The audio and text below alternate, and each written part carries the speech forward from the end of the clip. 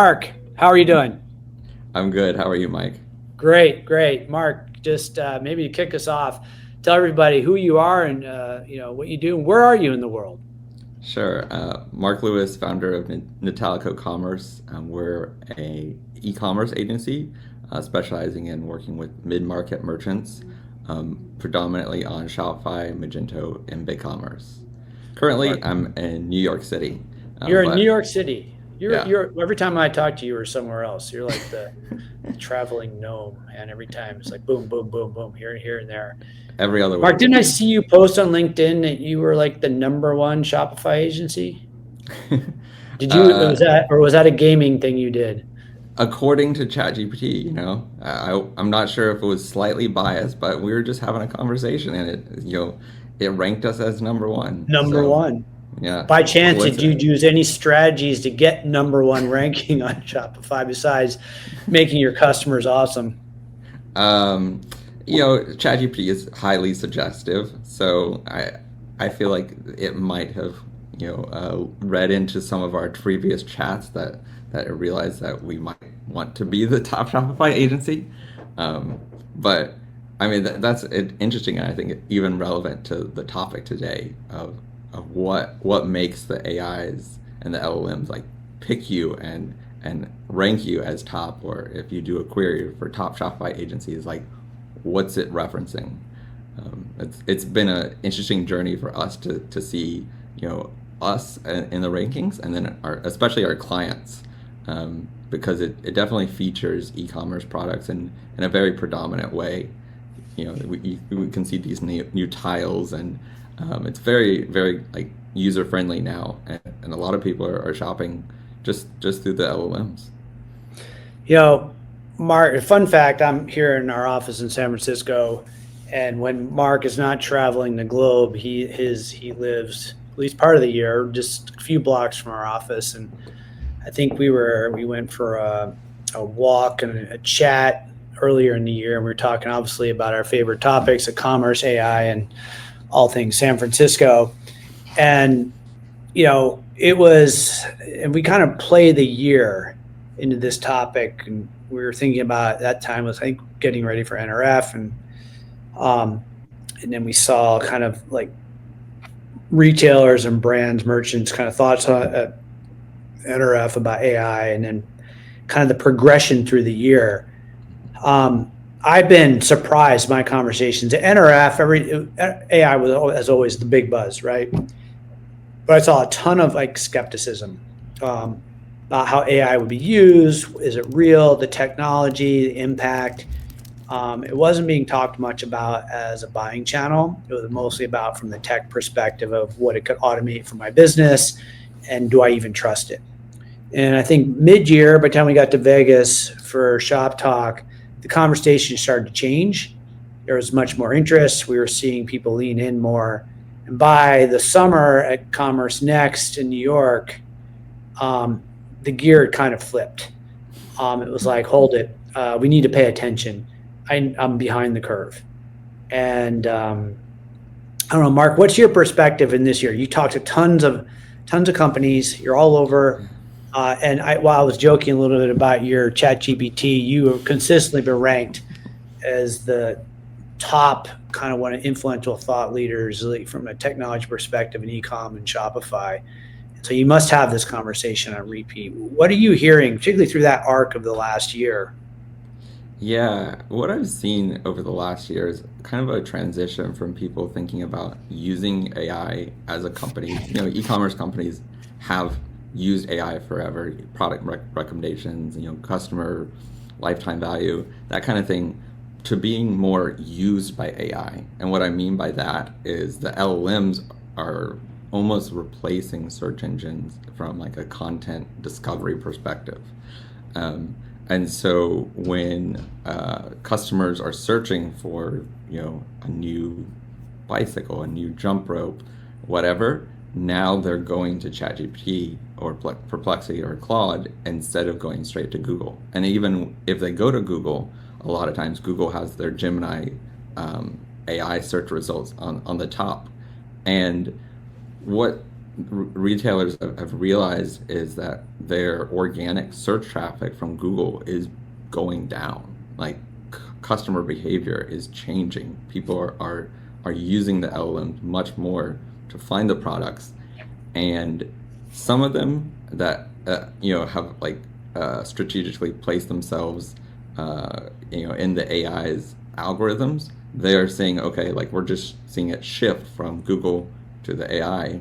Others, they haven't really done the optimizations for AI, and they're just seeing a drop off, and they're wondering like, what am I doing wrong? Like, why am I not getting ranked, or why I'm not being featured by Google? And the reality is they're still being featured in the search results, but they're the people, the eyes aren't looking at the search results. So that's been a huge change in just kind of the mind shift of e-commerce and product discovery right now. And how did you, just out of curiosity, did you see kind of this change, like thought pattern? What do you think drove it? Was like, for me, it was stark from NRF to even Commerce Next to this summer, and now like the conversation has changed so much. Do you think it's really just watching organic search and start to decline? Has that been the one, or has there been some sort of other peer examples that have suddenly caught people's attention?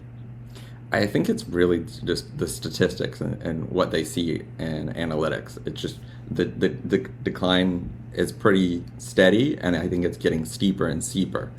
So it was something that like blipped on the radar at first, but after quarter by quarter, it's going down in organic search results. It's something that I don't think most retailers can ignore. Otherwise, Yeah, they're going to have a not a fun Black Friday, Cyber Monday this year. that's true. Um, in that journey, Mark, you and I have talked about this, and which led us to actually kind of helping us think about new products. And one of the products we're going to talk about is what we call Product Agent, which helps you get your commerce products or your product catalog ready for agentic and AI discovery. What are you telling your clients now? Like, okay, you got to pay attention to this, but what do you tell them to do? Yeah, I tell them to start thinking about the way that they structure content differently. Um, Google Google is a lot more broad in what it looks to rank. So it's a lot more generic. They're just looking for big, top bicycles, top jump ropes. But what we're seeing in like the consumer behavior on the LLMs is they're searching very specifically. It's like top jump ropes for weight loss, top jump ropes or better abs, and knowing those more like specific queries, start writing your content around those niches instead of just trying to like appeal to the the biggest thing, because you're always going to get beat out by the big players and Nike, and they're always going to rank top. But if you really niche down, that's when you're going to find customers finding you on the LLMs. So you've been telling them to kind of get their stuff in order. And has there been, like, just operationally, what are some of the challenges that people are encountering? And I'll just give you, I have this conversation on repeat, literally on repeat.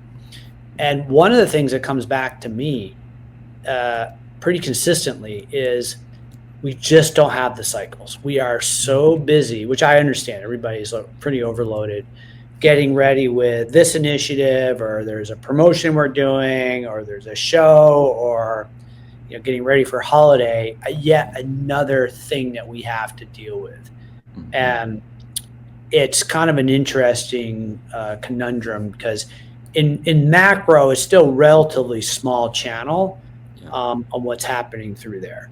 So, but it's with every tech cycle, this one is happening exponentially faster than all the previous ones together.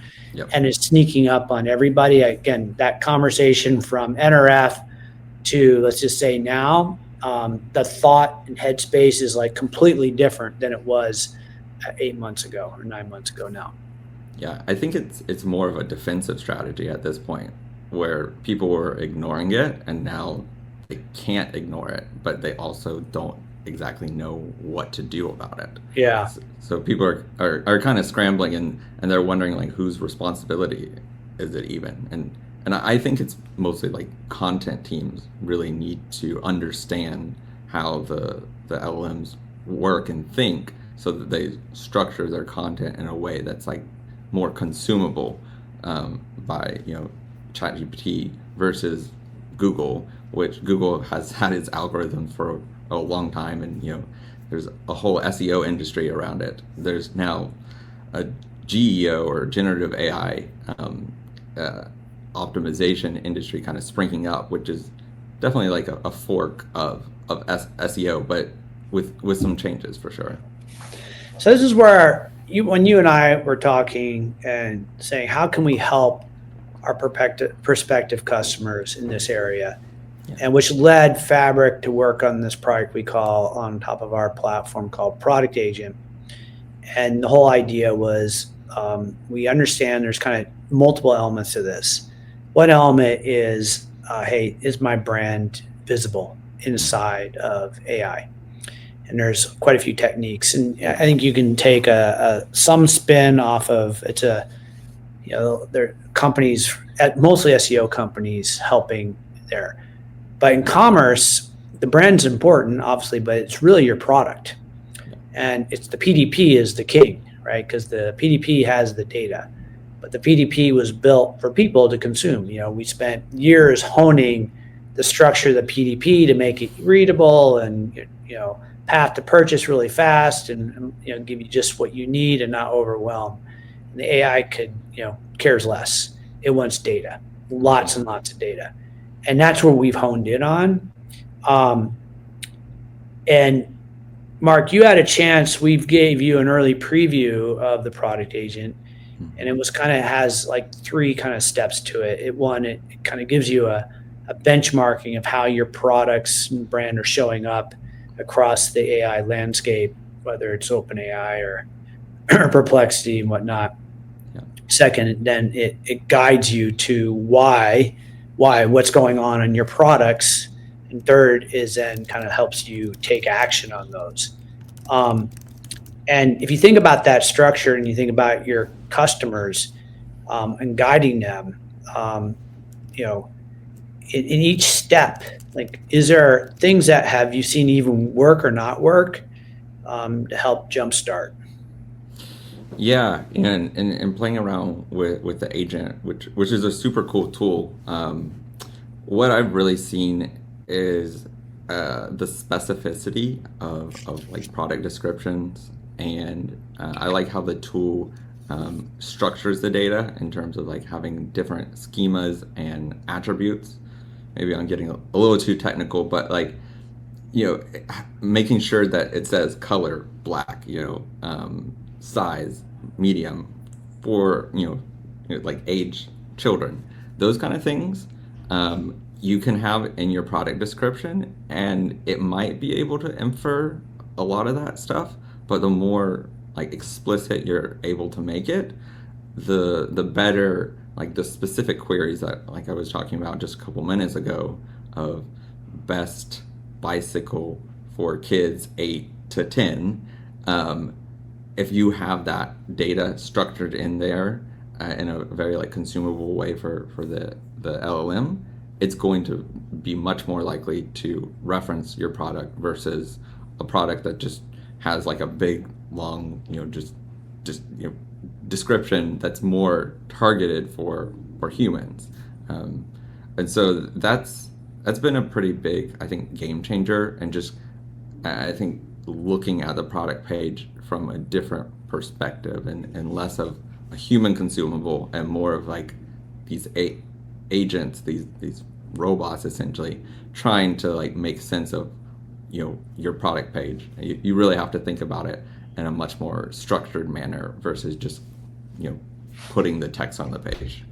In my conversations, this metaphor that you kind of teased out is like, look, you have your PDP today is built for humans. We're helping you build a PDP for AI and agents.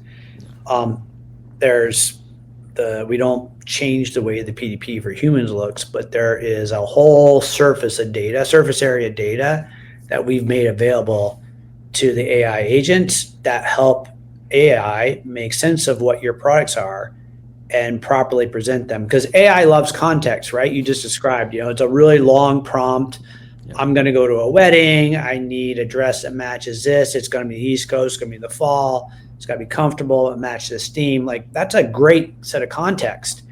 It's not two keywords, wedding dress, which was Google, but now you got this big context prompt. And if you can supply that with a lot of data from your product catalog, now that really helps you get, kind of above the fold. And that's really where we see the win. And then obviously with all the cool thing about this is not just identifying the gaps, but you can use AI to normalize and enrich your data and automate things that were just really hard to do before. Or just took a lot of like brute force, a lot of data wrangling. Yeah, especially on a mass scale, because I think that these changes are going to be rolled out, for hundreds of thousands of products. And what I like about the agent Chrome extension is that it gives you like a micro look at it, so you have a better idea initially of like what I need to do on more of a mass scale. But you don't necessarily want to do that until like you kind of understand the way the LLM thinks and what kind of changes that you're going to need to roll out for many products, before you actually unleash it on your full catalog. So what Mark referenced, one of the design features of the product agent is we built an extension, a Chrome extension that obviously once you saw in Chrome, you can look at your PDP pages and it gives you real-time feedback on how they would rank and the gaps. And then you can use that to kind of like do your analysis to then figure out how you want to basically normalize, enrich, and optimize your whole product catalog. It's a great way. There's no integration required. We're just going through the data, but it's a really great way to get jumpstart into this with basically zero friction. Just install the Chrome agent from the store. So it's been very well received. And it's also very visual. So it's just, you're looking at your data in context to your site. It's not some brand new interface you're trying to digest. Been very well received in all the trials we've been doing. And Mark gave us a ton of good feedback. Mark, kind of on that note, we've talked a lot about content and education, and I think there's still a ton of education and probably be education forever. I mean, the SEO industry has been around since decades at this point, and these things will change constantly. But what do you see as the role of supply chain inside of one, not just discovery, but helping one, get discovered, but two, optimizing that, hopefully that path to purchase journey? Yeah, what a lot of people are looking at now with Amazon Prime and used to having 2-day free shipping is the promise of getting your product very quickly, and particularly for independent retailers competing with Amazon, that is almost like the foundation of like the baseline. Okay, I need to have free 2-day shipping, but that supply chain is, I mean, Amazon's spent billions, maybe trillions of dollars like building up their supply chain. That supply chain is very, very hard to reproduce, but consumers are expecting it now.